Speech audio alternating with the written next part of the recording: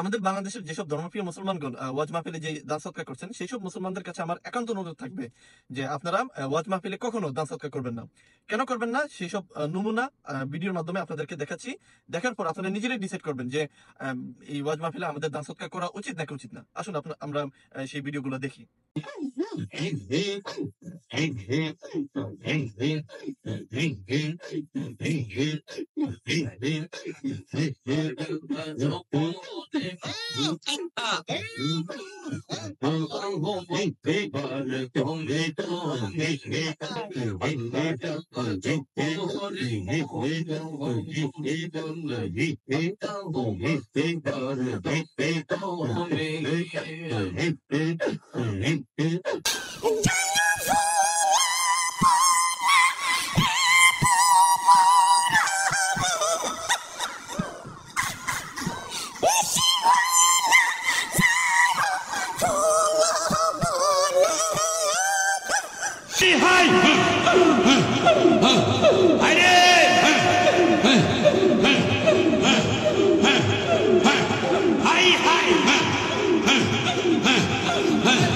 গলফে গলফে মিলনা হইলে গলফে গলফে মিলনা হইলে মনের আশা পূরণ হইবে না রে আল্লাহ দিশি রাইতে কারবাসি বাজে মাশাআল্লাহ আল্লাহ আল্লাহ আল্লাহ বান্দা হইয়া বাঁচতে আমার ইচ্ছা নাই, আল্লাহর প্রেমের বান্দা হইয়া বাঁচতে আমার ইচ্ছা নাই।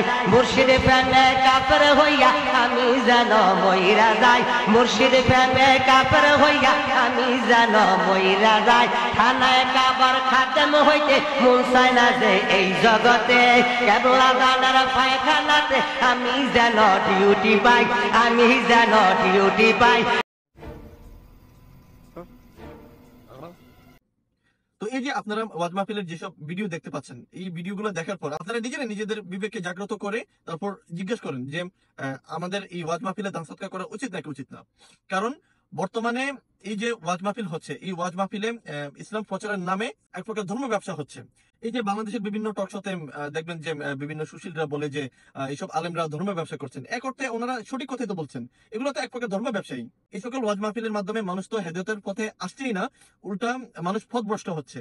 দিন প্রচারের নামে এই ধরনের ভণ্ড আলিমগণ এক প্রকার এই ওয়াজ মাহফিলের মাধ্যমে সমাজে ফিতনা ফাসাদ সৃষ্টি করছেন, এছাড়া অন্য কোনো লাভই হচ্ছে না।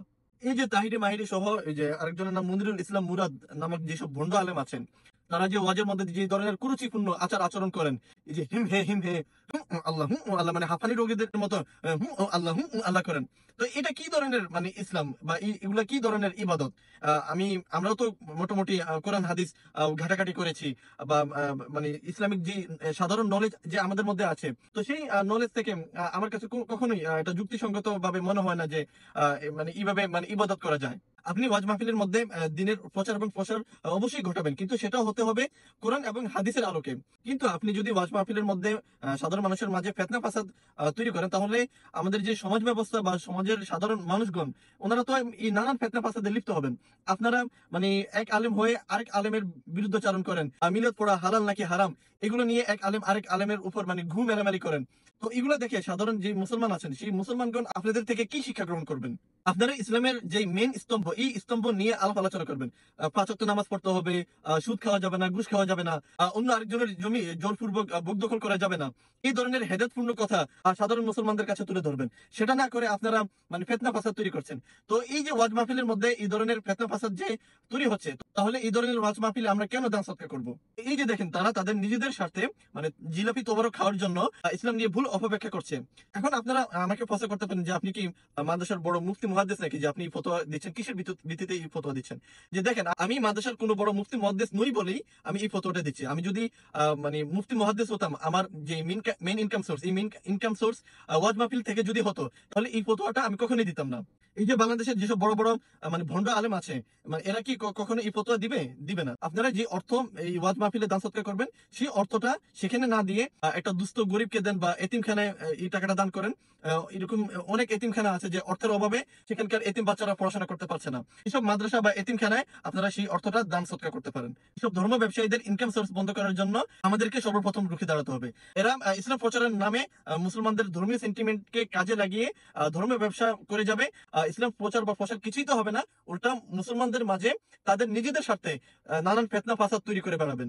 তো এইসব ফেতনা ফাসাদ তৈরিকারী ভণ্ড আলেমদের থেকে আল্লাহ যেন আমাদেরকে হেফাজত করে রাখে, এবং আপনারা সর্বদা সতর্ক হয়ে চলবেন। তাহলে এই সমাজের মধ্যে এই ফেতনা ফাসাদ আরো কমে যাবে ইনশাল্লাহ।